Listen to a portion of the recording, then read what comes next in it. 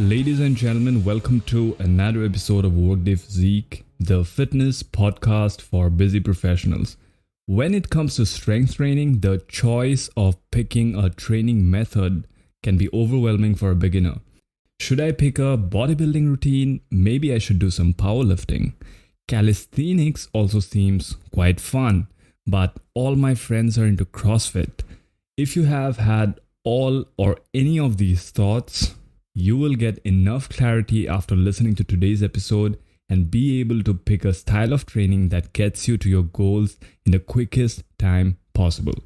Hi, I'm your host Ajitesh Gogoi. I'm an online fitness coach bringing you evidence-backed, no BS training and nutrition strategies so that you can build your dream body in the most time-efficient manner. In today's episode, we shall explore the variables that should determine your choice of a training method. This will minimize any trial and error on your part and eliminate the need to experiment with training styles over and over again. So let's dive in. The most important thing to do before you decide upon a training method would be to figure out your goals. What are you trying to achieve with your training? Do you want to become as strong as you possibly can be? Or do you want to increase your cardiovascular endurance to run a marathon? Or do you wish to put on some muscle or lose fat so that you can fit into your clothes better? What is your exact goal? Sit down and ponder over it. Visualize what you wish to achieve. Write it down in absolute detail. This process is extremely important because most people lack the clarity when it comes to their choice of training. They have no idea why they follow a certain style of training. It is usually because their favorite celebrity or social media influencer speaks highly of some method, or it is because their friends are all doing the same thing. This is the reason why a lot of people seem to hate their workouts. They feel burnt out, and on top of it, they fail to see any tangible results. The difference that picking the right training protocol can make is immense. Speaking of picking wrong protocols, it is really common to see a lot of beginners pick CrossFit style workouts as their preferred training method these days just because of how popular it is.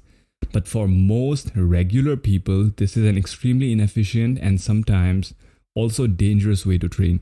Let me elaborate. CrossFit in its very essence is a sport. It's not a way of training. The only reason for someone to pick CrossFit as their prime training protocol is if they want to compete in the CrossFit games. Just like you wouldn't play tennis to build your forearm strength, it doesn't make any sense to do CrossFit if your prime goal is to build your muscles. CrossFit also involves very highly technical Olympic lifts like the clean and jerk, which are done for very high repetitions. This is a good way to invite unnecessary injuries if you're a complete beginner with no experience at all in any Olympic lifting. Plus, if your only goal is building muscles to look good or to just get stronger, you don't even need to do complex Olympic lifts in the first place.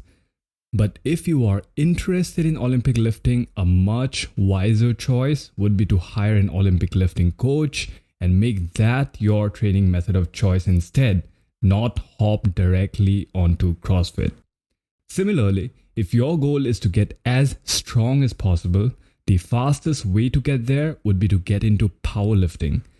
Powerlifting is based on the premise of getting as strong as possible on the three major lifts: the squat, the bench press, and the deadlift. It would again make zero sense if strength was your primary goal, but your entire training routine was based off of bodybuilding style workouts with loads of machine movements and isolation work like dumbbell curls and tricep extensions. So you must have a fair idea by now why it is so important to have a clear vision of your goal. Don't just hop onto a program or style of training because it looks cool or just because everyone else is doing it. Make your choice to align with your vision. What do you wish to achieve with your body? That is the question that you must be able to answer. The second factor to consider while picking a training method would be your genetic disposition. This is often overlooked, but is a very important factor. While anyone can get immensely good at anything provided they work consistently at it, when it comes to your physical potential, a lot of things will be genetically predetermined. Take Mike Tyson, for example. The heavyweight division in boxing is usually dominated by really tall boxers. The average height of fighters in this division is in fact 6 feet 4. Yes, 6 feet 4 is the average height in the heavyweight division for boxing. Mike Tyson, however, at just 5 feet 10, competed in the same class at a body weight of 100 kilograms, which is unfathomable for most fighters of his height. Now, Mike's ability to do so not only depended upon his rigorous training and hard work, but also his genetics. His unusually massive frame allowed him to add copious amounts of muscle, which would be impossible for someone with a slender frame. Hence, it is important to know your strengths and weaknesses when it comes to your own genetics. If you are someone with massive wrists and really thick bones, your body is designed to handle tremendous loads. You can progress in strength much easily than most people with smaller bone structure. In this case, leaning towards more of a powerlifting style method of training would not only make you progress fast, it would also be supremely motivating as you would feel completely at home with heavier weights. However, if you're someone genetically blessed with a thicker frame, chances are that you also have a thicker waist due to wider hip bones.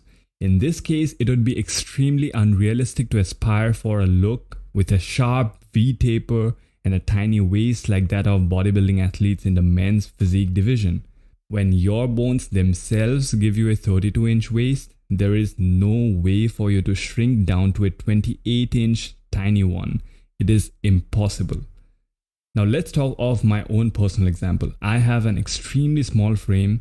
Even at 5'11", I just have 6-inch wrists. To give you a good comparison, Mike Tyson, who we spoke of just now, had 8-inch wrists at 5'10". This puts me at a tremendous disadvantage when it comes to powerlifting style training.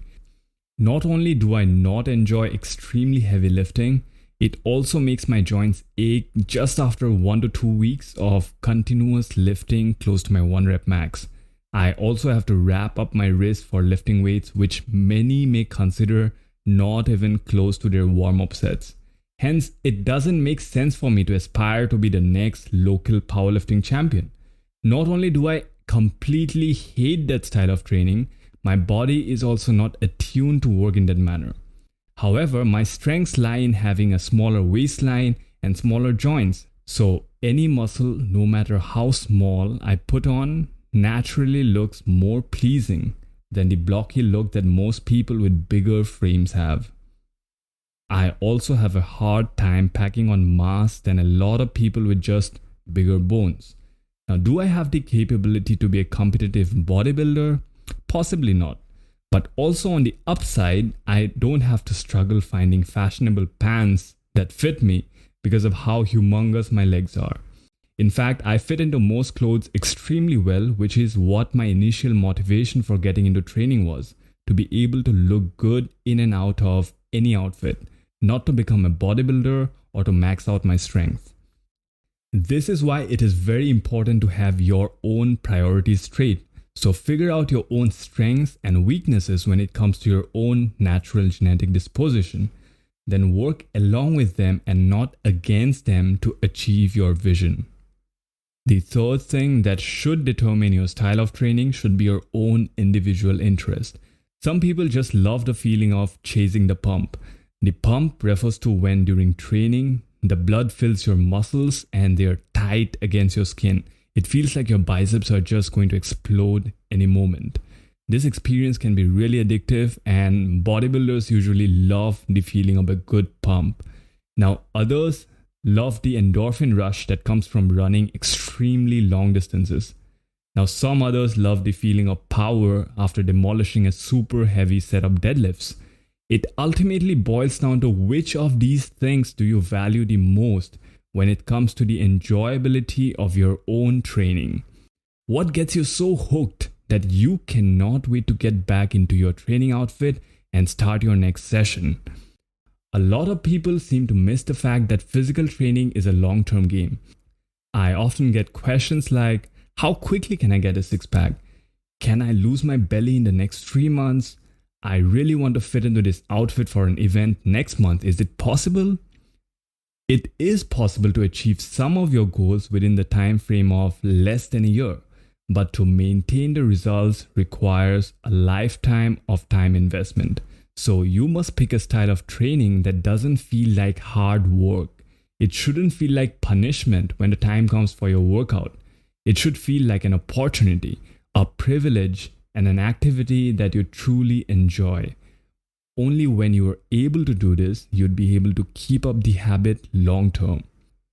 Otherwise, you just have an on again, off again relationship with training, which doesn't get you results and also creates a negative experience for yourself. This is why it is not always the best idea to just start a program because all your friends are doing it.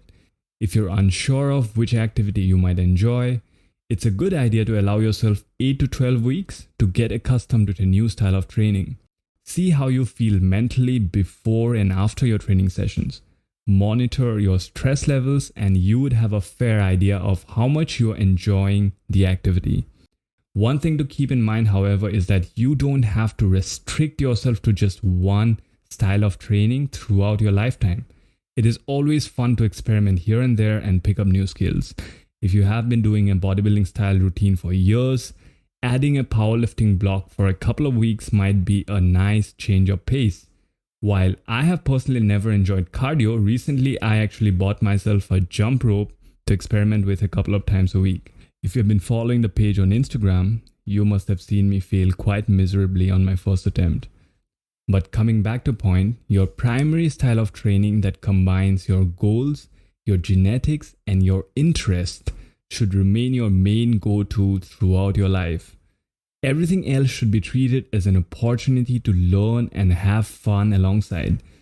Because if you always keep switching between different styles of training depending on what suits your mood or based on what the latest trend is, you will never achieve your true potential.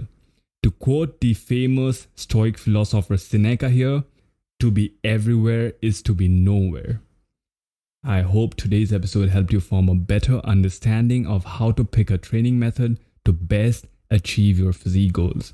Thanks a lot for taking the time to listen. The show notes for this episode are available through the link in the description.